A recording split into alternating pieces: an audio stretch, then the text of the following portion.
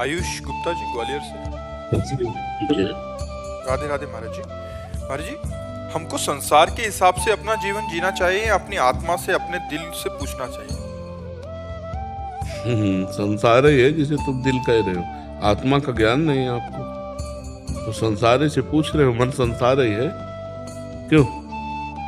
मतलब संसार के हिसाब से चलना चाहिए कि मन के हिसाब से चलना चाहिए? तो मन ही संसार है, संसार के हिसाब से चल रहे हो, आत्मा के हिसाब से थोड़ी चल रहे हो। आत्मा के हिसाब से तो चलना ही नहीं होता हो, तो एक अव्यक्त सर्व जगह व्याप्त सच्चिदानंद, उसे आत्मा कहते हैं। आत्मा का मतलब क्या समझते हो? मन? हमें लगता है मन ही समझते हो है?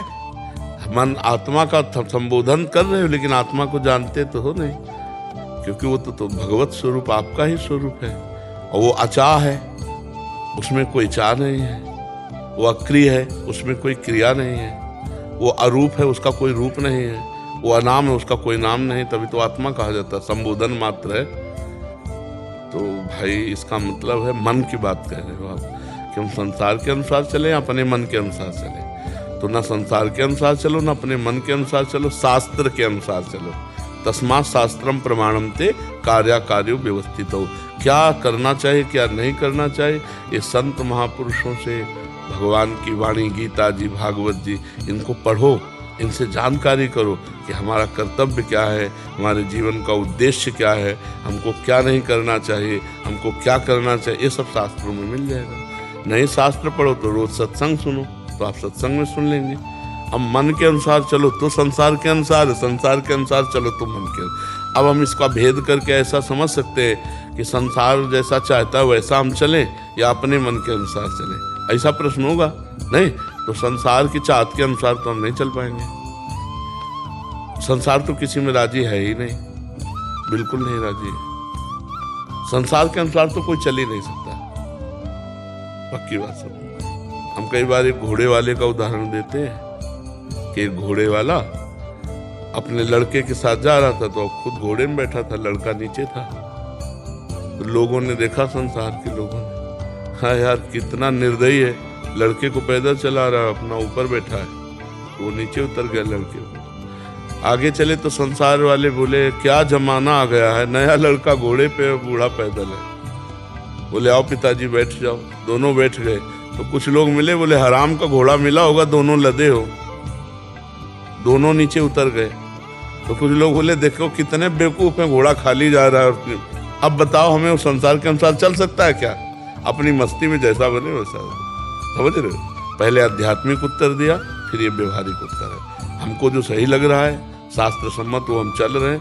तुम गाली दो या प्रशंसा करो, हमें तुमसे कोई मतलब नहीं। तो बड़ा मतलब संसार का विचित्र रूप है, ये राजी नहीं हो सकता, इसको राजी नहीं किया जा सकता। आप पक्का समझ लीजिए, बिल्कुल नहीं, इसको राजी नहीं किया जा सकता, किसी भी तरह राजी नहीं किया जा सकता।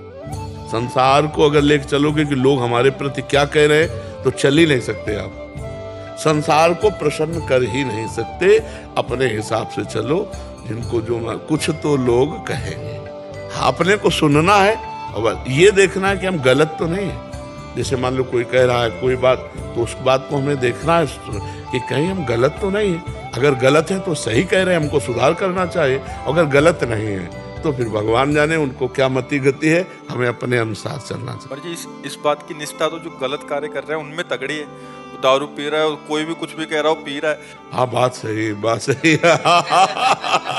हाँ बात सही। बुरे कर्म वालों में ज्यादा निष्ठा है, भले कर्म वाले तो जैसे माला लेकर के ऑफिस गए ना, और दो चार लोग कह दिए बड़े भगत, तो अगले दिन माला लेके नहीं जाएंगे। बात सही है। अच्छे कर्म करने वालों की पक्की निष्ठा कम है, बुरे कर्म करने वालों की ज्यादा निष्ठा जोरदार है। मांस खा रहा तो कोई बोलते रहो, कुछ बोलते रहो, हाँ, और क्या गाली देते रहो, उनको कोई फर्क नहीं। वैसे चाहिए ऐसे निष्ठा, हाँ निष्ठा ऐसे ही चाहिए। अपनी धर्म की भी, धर्म की निष्ठा है। वो तो खैर निष्ठा क्या पतन का मार्ग है, वो तो उनका गलत सोचना है। अगर कोई समझावे, हम कह रहे हैं कि गलत है, तो हमें सुधार कर लेना चाहिए और अच्छी निष्ठा रखनी चाहिए कि अच्छी निष्ठा में फिर लोग कुछ भी कहें, हमको नहीं, किसी को नहीं बख्शते, किसी को नहीं। जान की ताकत लगा करके चाहे देश को समर्पित हो जाए, कोई नहीं।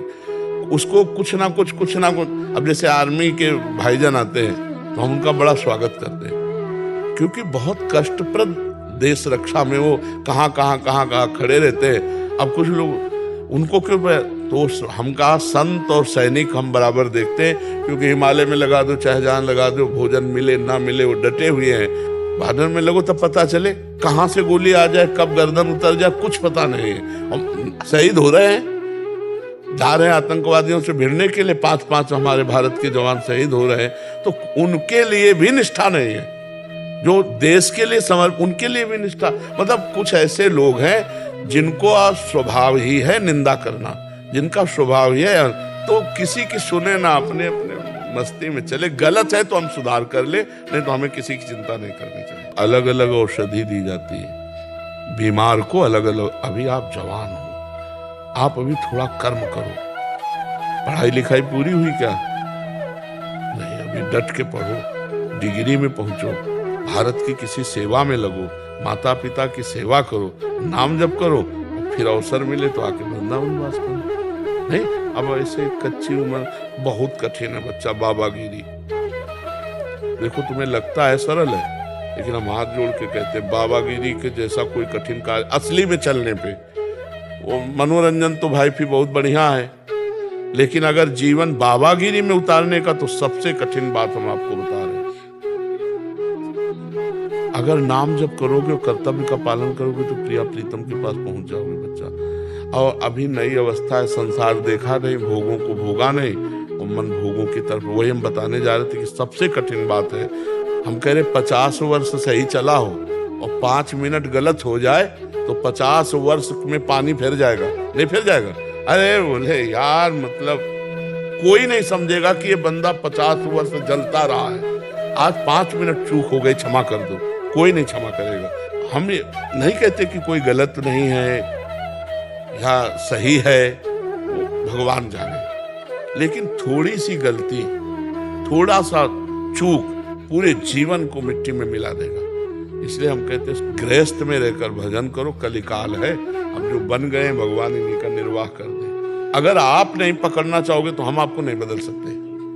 आप बदलना चाहो तो बदल सकते हैं, अगर आप ना बदलना चाहो तो। अच्छा, महीना 2 महीना संयम से रह लो, हमारी मतलब हृदय से बात समझना।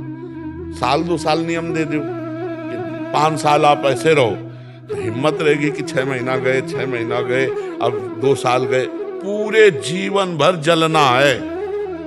काम, क्रोध, लोभ, मोह, मद, मत्सर, खिलवाड़ समझते हो?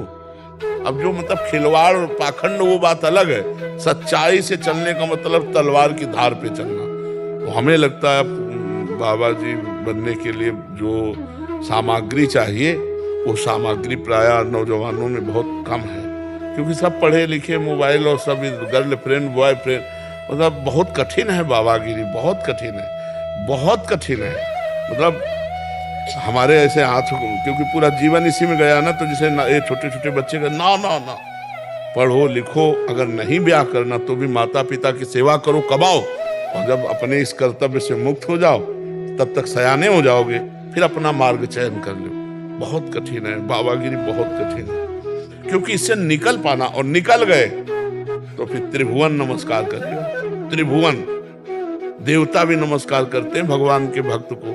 पर है कठिन बात, मतलब है कठिन बात, इतनी कठिन बात है कि हमारा हृदय थर्राता है। जब हम किसी को साधु बनाते हैं ना, तो थर्राता और भगवान से प्रार्थना करता है, प्रभु इसकी जीवन की बागडोर आप संभालना, ये संभाल सके ऐसी बात नहीं, आप ही संभालना, क्योंकि बहुत कठिन है भाई, बहुत कठिन है। व्यभिचार को मनोरंजन समझा जाता है, समझा जाने लगा। जहां इज्जत और धर्म और मर्यादा मानी जाती थी, वहां आज व्यभिचार को मनोरंजन माना जाता है, नहीं माना जाता है। अब सोचो कैसे साधु रहेगा? समाजे में तो रहना, सामाजिक तो खाना है।